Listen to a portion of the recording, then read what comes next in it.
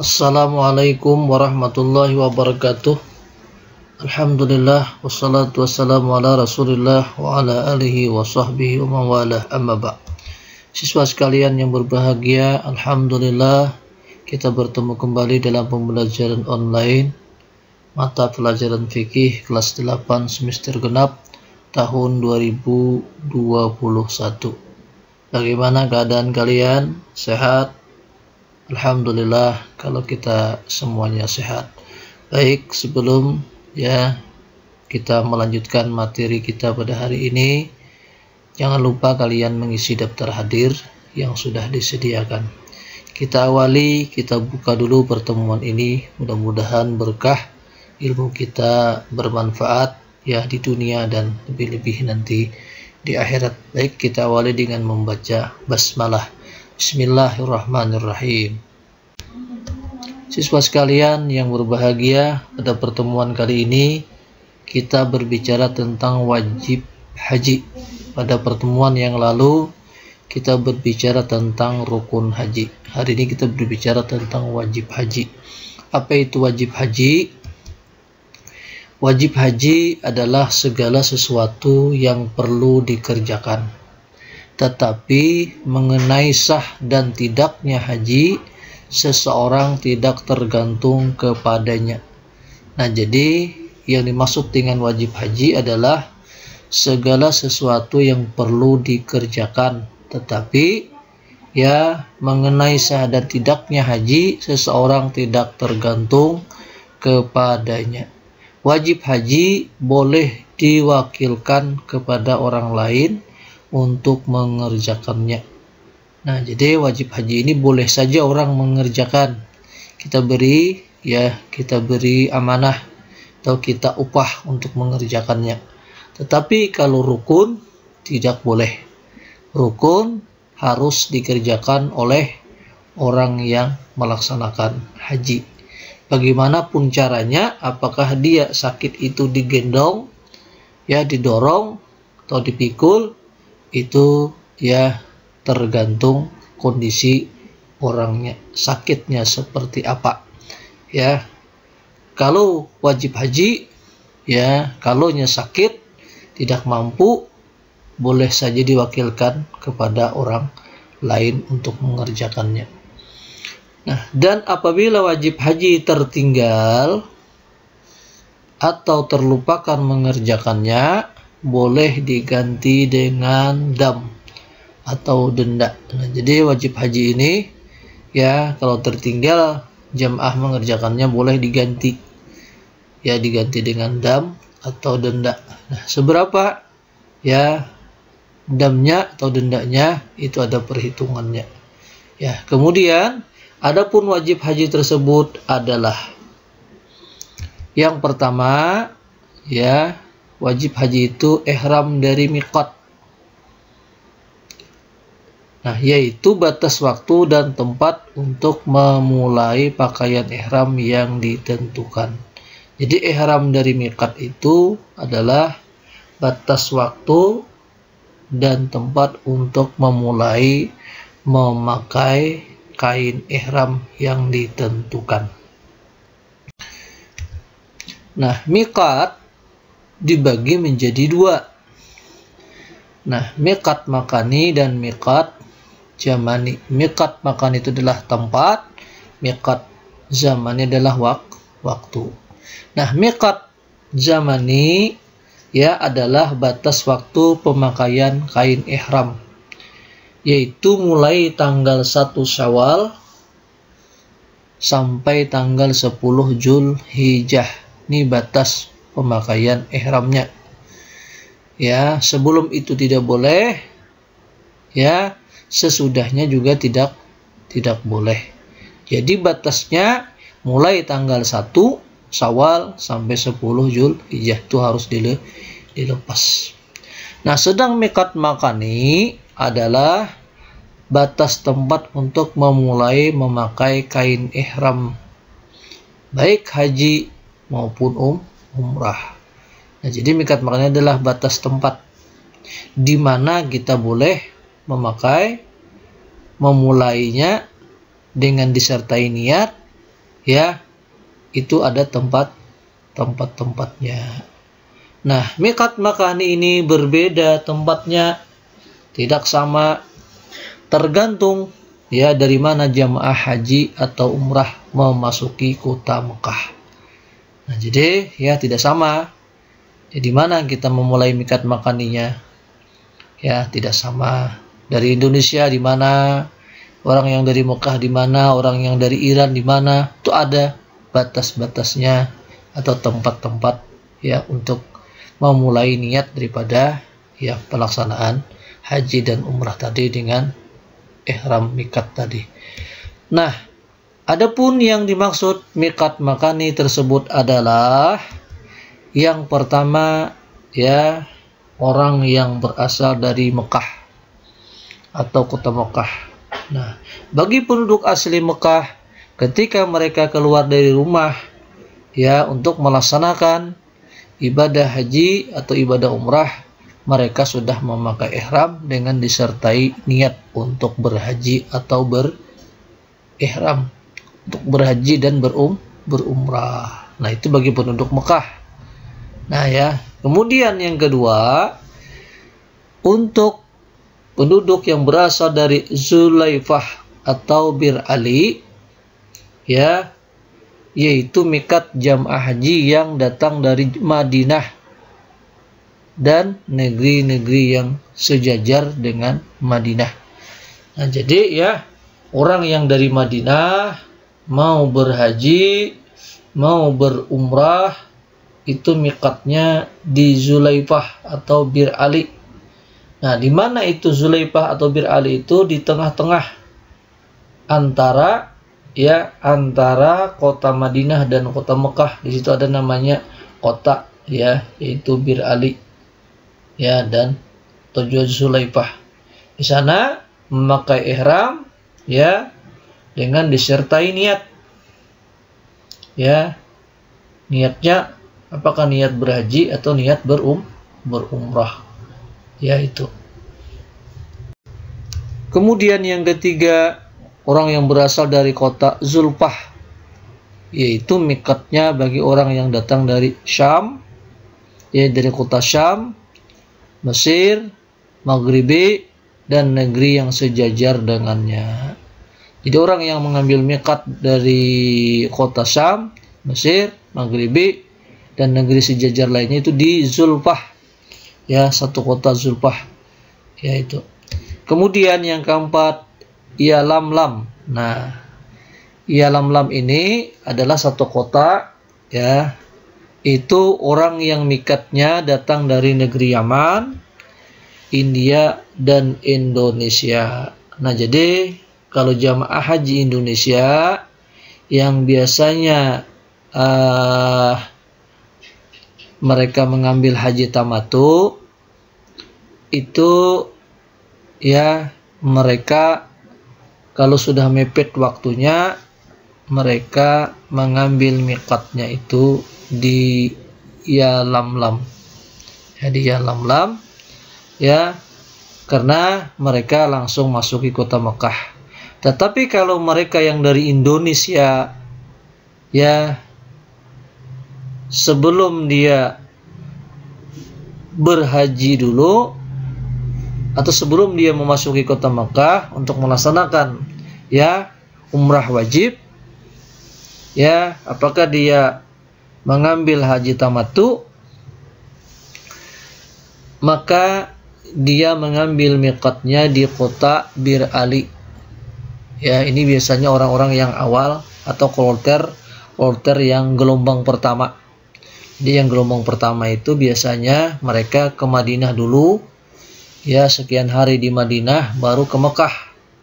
Nah, itu mereka yang dari Madinah tadi, apakah dari Indonesia, apakah dari negara lain yang duluan di Madinah, ya karena di Madinah itu sekitar 8 hari, mereka mengambil miqat untuk melaksanakan ibadah haji dan umrah itu di kota Bir Ali. Nah, tetapi kalau mereka yang mepet waktunya sudah hampir mendekati musim haji atau sudah hampir mendekati tanggal 9 Zulhijjah, itu mereka langsung memasuki kota Mekah, ya, mereka untuk melaksanakan umrah wajib dan haji, itu mereka mengambil mikatnya, ya, di kota masing-masing. Termasuk Indonesia itu mengambilnya adalah di Yalamlam, yaitu di tengah-tengah kota itu. Biasanya pesawat memberitahukan kepada jamaah, kita sudah memasuki kota Yalamlam, silahkan kalian mengambil niat untuk melaksanakan, ya, umrah atau umrah wajib. Nah, itu yang mengambil haji tamattu.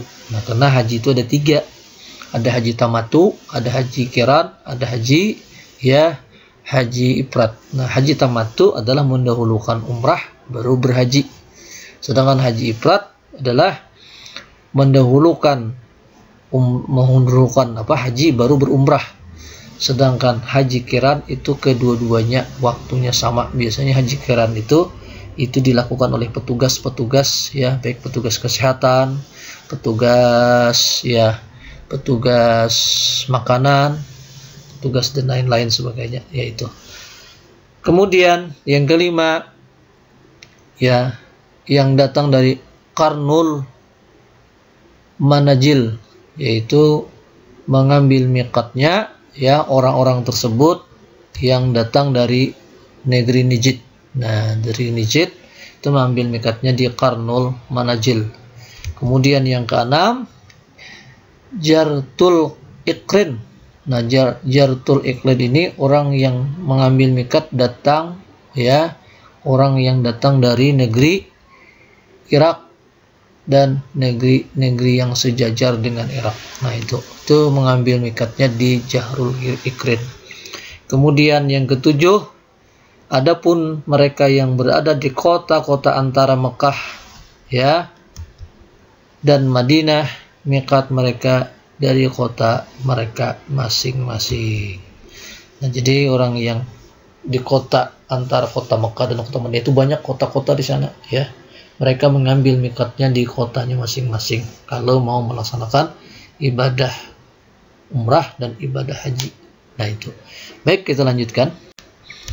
Kemudian yang kedua, hadir dalam dan bermalam atau mabit di Muzdalifah. Jadi rukun atau wajib haji yang kedua adalah hadir atau bermalam di Muzdalifah atau mabit di Muzdalifah sudah masuk tanggal 10 Zulhijjah, karena, ya, biasanya setelah maghrib atau menjelang jam 5 sore tanggal 9 Zulhijjah itu jamaah haji itu sudah bersiap-siap meninggalkan Arafah untuk menuju, ya, kota Mina. Namun sebelum masuk kota Mina atau kota Mina, mereka dibawa dulu, ya, ke Muzdalifah. Nah, di sana mabit, ya, bermalam. Nah, itu di malam ke-10 Zulhijjah. Nah, di sana itu sampai tengah malam, ya. Jadi mulai jam 5 itu udah bersiap-siap, ya, maghrib, ya, itu sudah diangkut mereka kemana? Ke Muzdalifah, ya, untuk mengambil batu, bermalam di sana, ya, jamaah haji tadi dari seluruh dunia. Kemudian nanti di sana mereka, ya, istirahat sebentar, ya, yang bisa tidur alhamdulillah, ya, yang jelas kita niatnya bermalam atau mabit di Muzdalifah. Nah, setelah tengah malam, ya, mereka dibawa lagi kemana? Ke Mina, ya, dibawa ke Mina. Untuk apa? Untuk melaksanakan wajib haji yang ketiga. Nah, jadi setelah diangkut ke Mina untuk melaksanakan wajib haji yang ketiga, itu bermalam di Mina itu pada, ya, hari ke-10, ya, siang itu udah ada di Mina. Ya, kalau pengalaman Bapak kemarin, ya, Bapak itu sekitar jam 4 subuh, jam 5 subuh sudah ada di Mina, ada di Mina sana. Kemudian, ya, pagi-pagi itu, ya, sudah bersiap-siap untuk melaksanakan Jumratul Aqabah. Ya, karena memang Jumratul Aqabah itu atau Jumratul Ula Usta itu, Aqabah itu yang paling sunnah itu ya waktunya tergelincir matahari. Ya, tergelincir matahari. Namun oleh pihak maktab-maktab yang berada di Mekah sana ya tidak dibolehkan ya itu kita mengambil waktu itu kalau bisa nanti ya membahayakan dirinya, karena di sana sudah ada waktu-waktunya untuk jamaah dari Indonesia jam sekian, jamaah dari India jam sekian, jamaah dari Malaysia jam sekian, itu ada waktunya untuk melontar jumrah tadi, baik Jumratul Aqabah, Jumratul Ula, Jumratul Usta, dan Jumratul Aqabah. Nah, kalau untuk Indonesia itu ya diberikan waktu itu sekitar di pagi hari. Nah, jadi untuk ulama-ulama Mekah ya membolehkan melontar jumrah itu kapan saja. Ya, mau malam, mau pagi, mau siang, mau sore, itu silahkan. Nah, itu. Karena bukan termasuk rukun, karena wajib haji saja. Nah, kemudian ya yang keempat ya bermalam di Mina tadi ya, yang ketiga tadi bermalam di Mina itu mulai tanggal ya 11, 12, 13 Juli ya itu berada di Mina. Nah, kemudian yang keempat melontar Jumratul Aqabah dengan 7 kali lemparan batu kerikil pada tanggal 10 Zulhijjah. Nah, jadi pada tanggal 10 Zulhijjah pagi itu jamaah haji khususnya jamaah Indonesia ya diperintahkan, dianjurkan ya dibimbing oleh ketua kolorter atau oleh maktab-maktab di sana untuk melaksanakan Jumratul Aqabah. Nah, jadi Jumratul Aqabah itu melempar batu sebanyak 7 kali lemparan ke ya tempat pelontaran itu. Nah, setelah ya melontar jumrah Aqabah tadi ya selesai, kita bisa mengambil tahallul awal. Ya, mengambil tahallul awal untuk apa? Untuk melepas kain ihram. Karena kain ihram itu dipakai tidak boleh dilepas mulai tanggal 8 Zulhijjah. Tanggal 8 Zulhijjah malam ke-8 ya, malam ke-9, hari ke-9, kemudian malam ke-10 sampai hari ke-10 Zulhijjah itu. Kalau belum melaksanakan melontar Jumratul Aqabah ya, yang pertama maka kain ihram yang berada di tubuh ya tidak boleh dilepas. Selama kain ihram masih berada di badan kita, tidak boleh ya melakukan hal-hal yang dilarang atau melanggar larangan ihram. Apa contohnya? Ya tidak boleh ya memakai wangi-wangian. Untuk laki-laki tidak boleh menutup kepala, ya tidak boleh lagi memakai pakaian yang berjahit, ya kemudian tidak boleh lagi ya menutup ya tumit atau memakai sepatu. Ya bagi perempuan dan laki-laki tidak boleh memakai wangi-wangian, ya seperti mandi menggunakan sabun, kemudian memakai minyak wangi. Bagi perempuan tidak boleh berbedak, ya itu. Nah, itu larangan seperti itu. Tidak boleh selama ihram masih berada di tubuh. Namun kalau tanggal 10 Zulhijjah tadi melakukan melontar pertama yaitu Jumratul Aqabah sebanyak 7 biji batu, ya setelah itu kita mengambil tahallul awal. Setelah bertahallul awal, pulang ke tenda masing-masing untuk melepas kain ihram. Halas sudah pelaksanaan ibadah haji ya untuk tahap ya tahallul awal yang pertama. Namun masih ada larangan ya haji yang paling besar yang apabila kita langgar haji kita ya bisa tidak sah kalau sebelum melontar Jumratul Aqabah. Ya, tetapi kalau sudah melakukan Jumratul Aqabah kita melakukannya, haji kita sah, tetapi harus membayar dam. Damnya besar sekali, menyembelih seekor onta. Nah, apa itu larangannya? Tidak boleh berhubungan suami istri walaupun ya halal. tidak boleh selama haji itu. Kapan boleh melakukan ya hubungan suami istri tadi? Kalau sudah kita kembali ke Mekah, melakukan ya tawaf, ya tawaf namanya tawaf ibadah, kemudian setelah itu melakukan sya'i, kemudian melakukan tahallul syani, ya baru boleh kita melakukan hubungan suami istri tadi. Jadi ya pelaksanaan ibadah haji ini begitu berat sekali tantangannya, ya cobaannya. Bagi yang mereka tidak tahu, mereka bisa melanggarnya. Baik, yang kelima, melontar jumratul ula, usta dan akabah.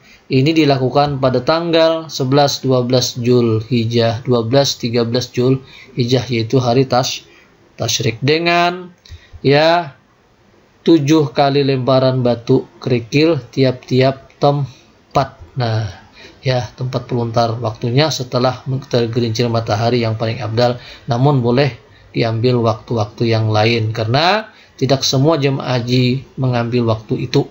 Dilarang oleh maktab sana kalau khawatir bisa terjadi sesuatu yang tidak diinginkan atau terjadi bahaya. Nah, kemudian yang keenam, meninggalkan segala yang haram atau yang diharamkan selama melakukan ibadah haji. Siswa sekalian yang berbahagia, ya, itu adalah merupakan wajib haji. Nah, kemudian yang terakhir wajib haji adalah tawaf wada atau tawaf perpisahan. Nah, tawaf perpisahan termasuk ya wajib haji. Nah, ini tawaf perpisahan ini kalau sudah kita lakukan, ya, maka kita tidak boleh lagi kembali ke kota Mekah. Jadi makanya tawaf wada ini kita laksanakan itu adalah menjelang kepulangan kita dari kota Mekah menuju tanah air. Nah, misalnya ya kita pulangnya hari Selasa, pulang ke tanah air, maka kita hari Senin itu sudah melaksanakan tawaf wada atau tawaf perpisahan. Ya, malam ya Selasa itu atau subuh Selasa kita tidak boleh lagi kembali ke kota Mekah untuk melaksanakan salat ya berjamaah di Masjidil Haram. Jika salatnya di gedung saja. Kenapa? Itulah ketentuan dari pelaksanaan ibadah haji. Makanya kalau sudah orang melakukan tawaf wada itu, tawaf perpisahan dengan Baitullah itu, maka di sanalah orang banyak yang menangis, ingin kembali lagi ya menghadap Allah, beribadah ya menghadap Baitullah. Siswa sekalian yang berbahagia. Baik, ya, yang selanjutnya perbedaan antara rukun haji dan wajib haji. Nah, perbedaan antara wajib haji dan rukun haji ya adalah rukun haji wajib dikerjakan dan apabila tertinggal hajinya tidak sah. Jadi rukun itu wajib dikerjakan. Apabila tertinggal atau tidak terurut mengerjakannya, hajinya tidak sah. Tidak sah tadi tidak diterima, ya tidak diterima dan tidak bisa diganti dengan yang lain. Bayar dam tidak boleh, ya tidak boleh, atau tidak bisa diwakilkan kepada orang lain. Misalnya aku kada kau mengerjakan, orang lain disuruh, ya tidak boleh kalau masalah rukun. Tapi kalau masalah wajib ya haji itu boleh saja diwakilkan. Nah, jadi ya sedangkan wajib haji adalah apabila tertinggal atau terlupakan dalam mengerjakannya, hajinya tetap sah atau tetap diterima dan bisa diganti dengan yang lain, itu dam atau diwakilkan kepada orang lain untuk mengerjakannya. Nah, jadi perbedaan antara rukun dan wajib haji adalah kalau rukun tidak bisa diganti, wajib dikerjakan satu persatu, tidak boleh tertinggal, dan tertinggal tidak sah, ya tidak bisa diganti dengan yang lain, tidak bisa diwakilkan kepada orang lain. Sedangkan wajib haji kalau tertinggal sah dan bisa digantikan, ya atau diwakilkan kepada orang lain untuk mengerjakannya kalau berhalangan. Baik ya, itulah pembelajaran kita hari ini tentang wajib haji. Namun dalam pertemuan ini ya, soal pembelajaran ada di video ini. Nah, yang pertama, jelaskan apa yang dimaksud dengan wajib haji. Yang kedua, jelaskan apa perbedaan antara rukun dan wajib haji. Yang ketiga, sebutkan 2 macam miqat ya. Kemudian yang keempat, orang yang berasal dari Indonesia, India dan Yaman, miqat ya, makaninya dari mana ya itu. Kemudian yang terakhir, yang kelima ya, soalnya melontar jumratul ula, wusta dan akabah dilaksanakan mulai tanggal ... Demikian pertemuan kita kali ini ya, Bapak akhiri dengan ucapan hamdalah. Billahi taufiq wal hidayah. Assalamualaikum warahmatullahi wabarakatuh.